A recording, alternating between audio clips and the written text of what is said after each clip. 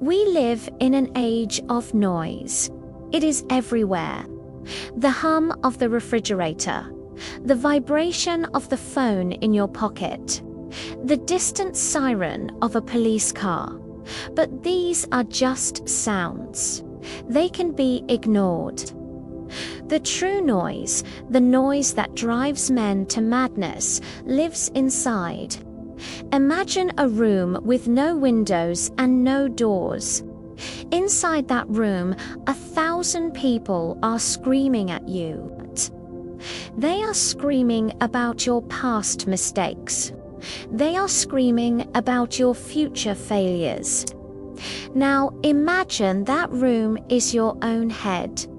This is the story of Daniel, a man who wanted silence so badly he unlocked a door that should have remained shut forever. Tick, tock, tick, tock.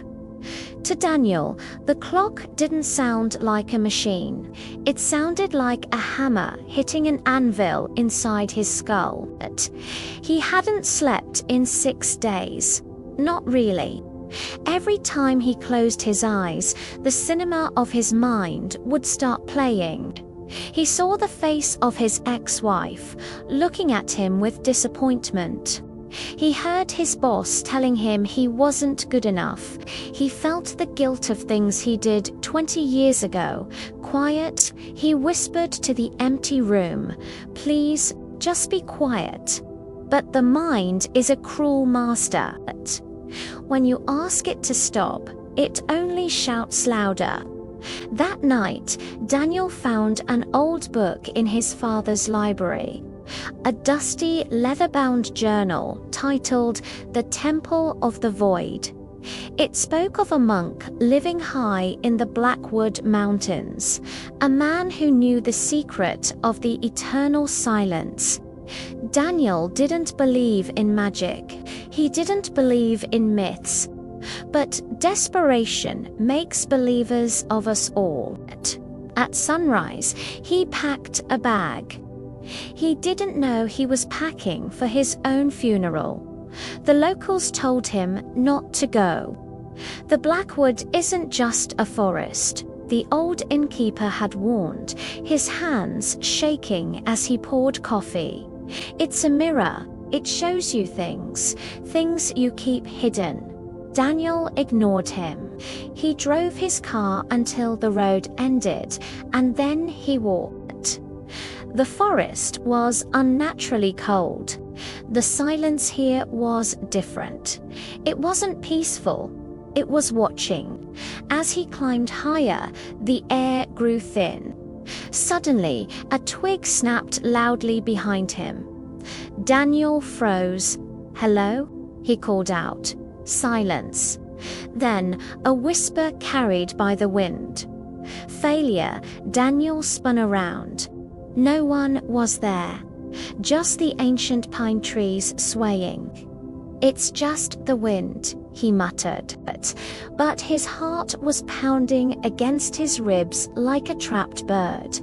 The deeper he went, the more the voices in his head began to manifest outside. He saw a shadow dart behind a tree. It looked exactly like his childhood bully. He saw a woman standing by the river. She wore the same dress his mother was buried in. He rubbed his eyes, and they vanished. "I'm losing it," he thought. "I need to reach the temple."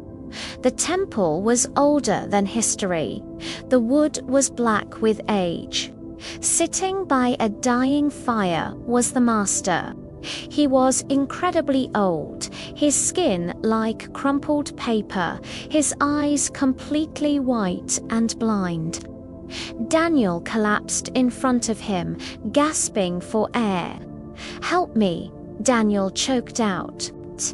"My mind, it won't stop screaming. I will give you anything. Money, my house, anything. Just make it stop." The master didn't look at him. He simply reached for a teapot. "Sit," the master croaked.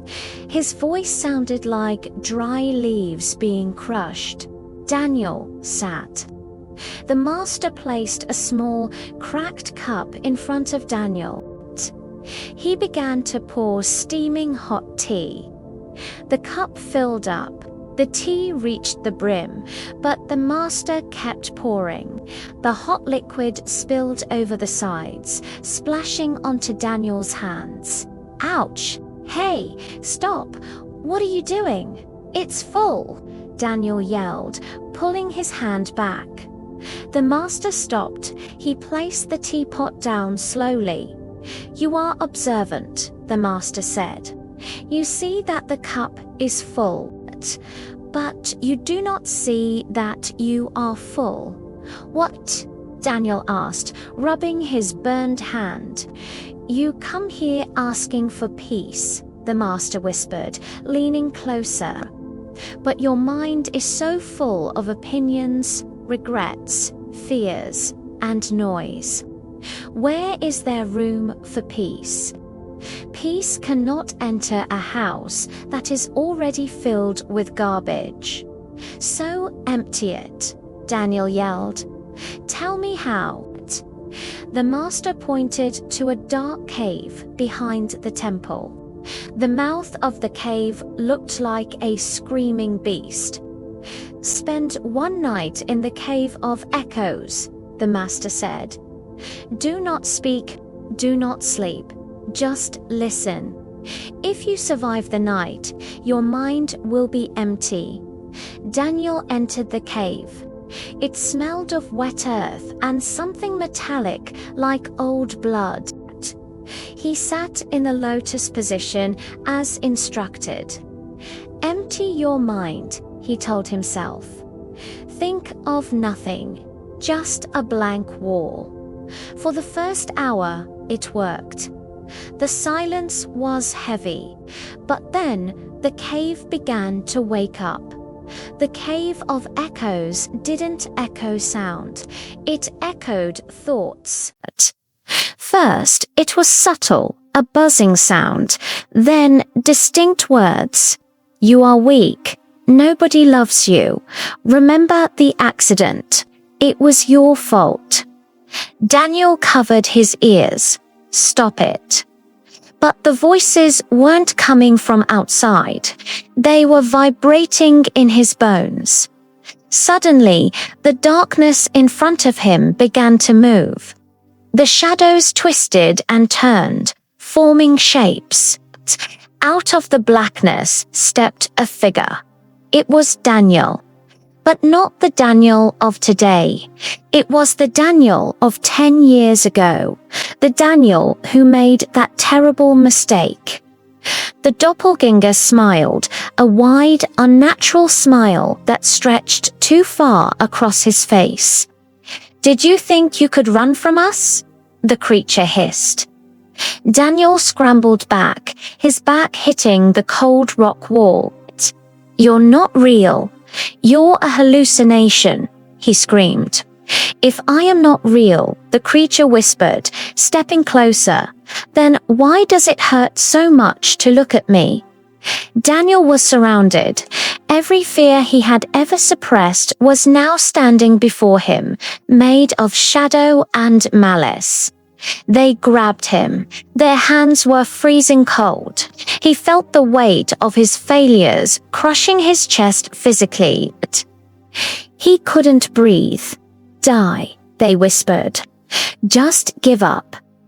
Daniel closed his eyes, tears streaming down his face. He was ready to die. He couldn't fight them. They were too strong. But in that moment of total defeat, he remembered the teapot. The cup is full. He realized he was fighting the shadows. He was trying to push them out. And by pushing them, he was giving them energy. I am full of fear, Daniel thought. And that is okay. He stopped fighting. He lowered his hands. He looked at the monstrous version of himself and whispered, I see you. I accept you. You are part of me. The monster hesitated. Daniel took a deep breath. I am not afraid of my own house. He closed his eyes again, not to escape, but to rest. He imagined a plug at the bottom of his mind, and he pulled it. He let the fear drain out like water. He didn't force it. He just let it flow. Daniel woke up to the sound of a bird chirping. It was the loudest, most beautiful sound he had ever heard. He sat up. The cave was empty. No monsters, no shadows, just rocks. He walked out into the sunlight. The master was waiting, sipping tea. Daniel didn't say a word. He sat down next to the master. For an hour, neither of them spoke. They just watched the clouds move. And in that hour, Daniel realized something profound. The noise had never been the problem. His resistance to the noise was the problem. When he stopped fighting the thoughts, they lost their power. They floated away like clouds in the sky. The cup was finally empty. We spend our whole lives building walls to keep the bad thoughts out. But walls don't keep monsters out. They lock them in with us. If you are suffering tonight, if your mind is a storm, stop fighting. Let it rain. Let it thunder. And know that you are not the storm. You are the sky that holds it. The storm will pass. The sky remains. This has been a presentation of Noor Story TV. If this story touched your soul, hit the like button. Share this with someone who carries a heavy burden. And remember, when the night gets dark and the voices get loud, just breathe and empty the cup.